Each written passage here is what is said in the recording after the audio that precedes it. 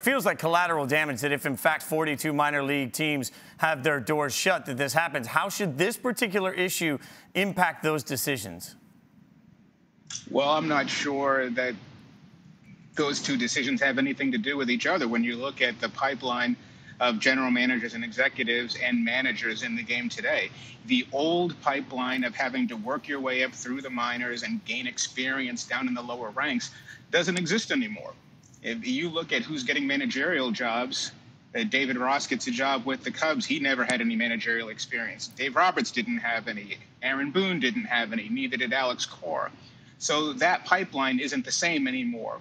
I think they're two separate issues, but there is no question that baseball has a racial problem in its executive ranks. So with the pipeline having changed, how does this issue get fixed in your mind? Yeah, I think that the biggest problem with this is when you talk about this issue of diversity and race and hiring, people immediately look at it as racist instead of racial. And when you think of it as a racist issue, then everybody's eyes shut down, their ears closed, they don't want to talk about anything, they don't want to think. But if you're talking about it from a racial standpoint, then you have to talk about it from a pipeline standpoint. And the pipeline right now to be a GM in baseball is to have Ivy League experience. These teams want to treat Major League Baseball as a Fortune 500 company. So they're going to the Ivy Leagues. So you have to go to the Ivy Leagues to find the talent. Who gets jobs? That's the key. And the key is cultivating a pipeline where the jobs are being built. Well, with that being said, and those jobs are in the Ivy League. The percentage of African-American players in Major League Baseball today is less than half of what it was 25 years ago. So when you talk about the pipeline of players that are getting into managerial positions, is this a problem just at a front office level, or is this a core problem from the get-go for baseball? Well, I think that if you're going to look at it the right way, you have to compartmentalize everything.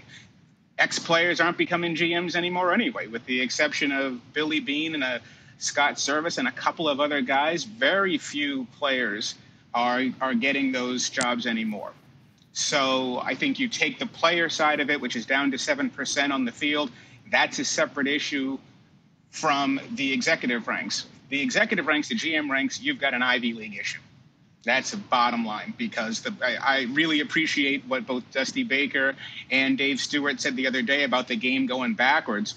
But if you're going to look at this the right way and you're going to follow the sport in the direction the sport is going, you've got to figure out a way to cultivate black executives or young black talent and lure them from the Harvards and the Princetons and the Yales and get them into baseball instead of getting them into corporate America. That's the competitive challenge. Well, the Rooney Rule in the NFL is, of course, polarizing at times for how well it's being followed and if it's working. There is the Selig Rule also in Major League Baseball. Is there a change to the rule that can be made that can better get qualified candidates in front of the right people?